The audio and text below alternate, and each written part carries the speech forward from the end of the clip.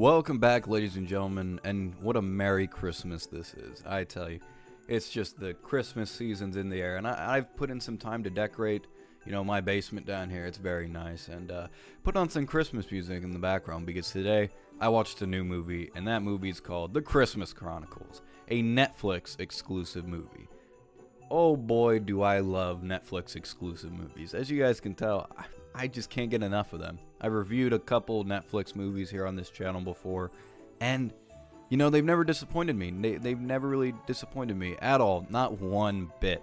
So when I went into the Christmas Chronicles, I really had high hopes for this movie. I had tons of high hopes. I was like, man, this movie looks like it's going to be the bee's knees. I mean, how can it not? It's Kurt Russell as Santa Claus. In all seriousness, though, I did watch this movie. The movie clocks in at an hour and 44 minutes long, so not too long in all honesty.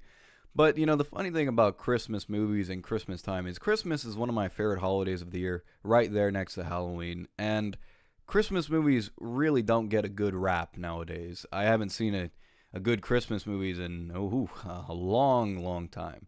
Most Christmas movies nowadays just don't have the same feeling. I mean, for God's sakes, I've been stuck watching The Miracle on 34th Street for years now. I've been stuck watching Ernest Saves Christmas for about a decade. And dear God, if I have to hear Holiday Inn's theme song one more time, I think I'm going to lose my freaking mind. I'm kidding, of course. I actually really love Holiday Inn. Getting back to the movie at hand, though, when I went into this movie, I didn't really have high hopes. I just saw a trailer and thought to myself, maybe something could be good. Maybe it would be an interesting movie to watch. And so I did check it out.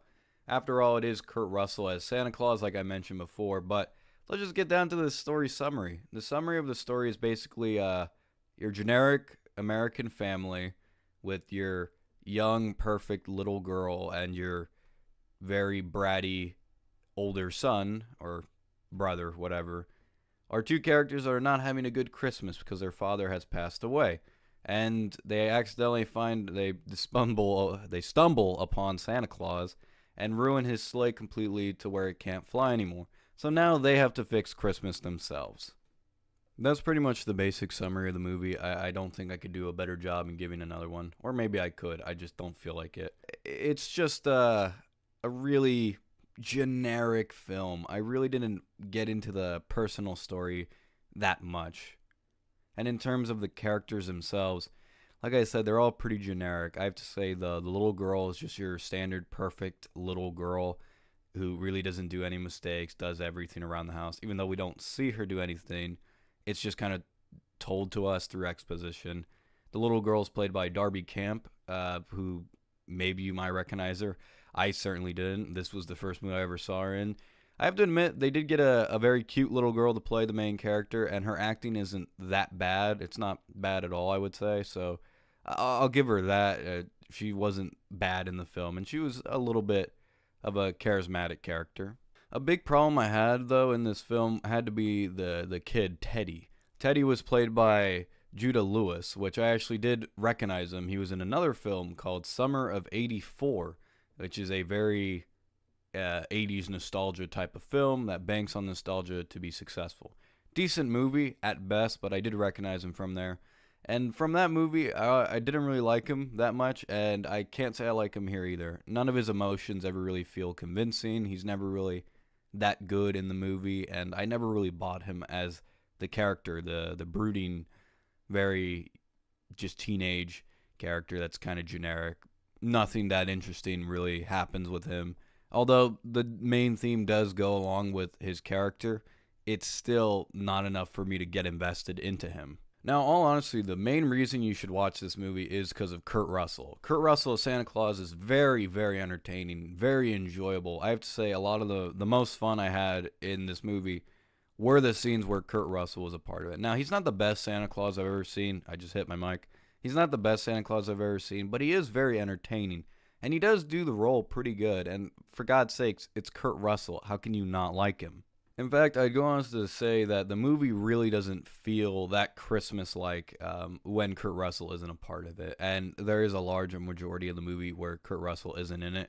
That being said, he is in it a lot, so don't worry about that. You will see Kurt Russell. But he is front and center of the cover, so I did expect a lot more of him in the movie. But that's just my personal opinion, I guess. That's what I expected. The movie in general, as a Christmas movie, really doesn't feel that much like a Christmas movie. I mean, there are some Christmas elements, and of course, there is snow in the background. The movie does take place in Chicago.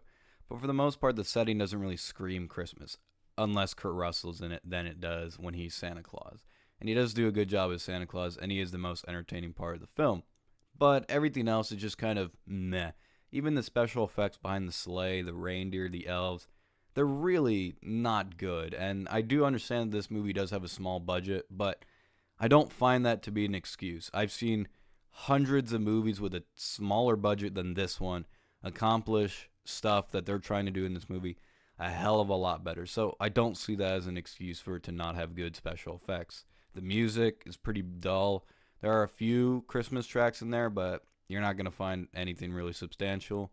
There are a few good gags in there. There are some funny moments. Again, all of them do have Kurt Russell in it. And I think at the end of the day, this review really just has to stress out Kurt Russell is the best part of this movie. If you want to see a Christmas movie where Kurt Russell is Santa Claus, this movie's perfect for you. But if you want to see an actual good Christmas movie with depth, there's really just not a lot here. I don't find the movie to be that enjoyable without Kurt Russell, so I can't recommend it on its own merit. With Kurt Russell, it's pretty entertaining at times, but I have to say, it's a decent film. Looks like I'm just going to have to watch Holiday Inn again. My final verdict for this movie is a 7 out of 10. Yes, I don't want to give it a lower score because the movie is pretty, it's okay, it's good.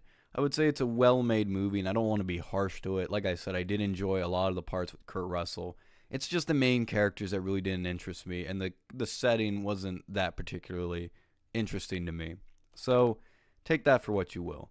Netflix really is getting up there. They are coming out with decently made movies nowadays. But if you expected this to be better or amazing, you're just not going to get it. It is an entertaining film. It'll shut your kids up for a little bit. That's the best thing I could say about it. I don't really recommend it, but then again, if you have Netflix, what's the harm in checking it out? It clocks in around 100. It clocks in about an hour and 40 minutes. Not too bad, and Kurt Russell's in it as Santa Claus. If that sounds appealing to you, then check it out. If it doesn't, skip it. That's the best thing I could say. If you guys have already seen the movie, please tell me what you thought about it in the comments. Did you love it? Did you hate it? Did you absolutely despise it? I want to hear your thoughts. Don't forget to like, comment, and subscribe if you haven't already. I'm Grant for One Fair Review, and as always, have a nice day.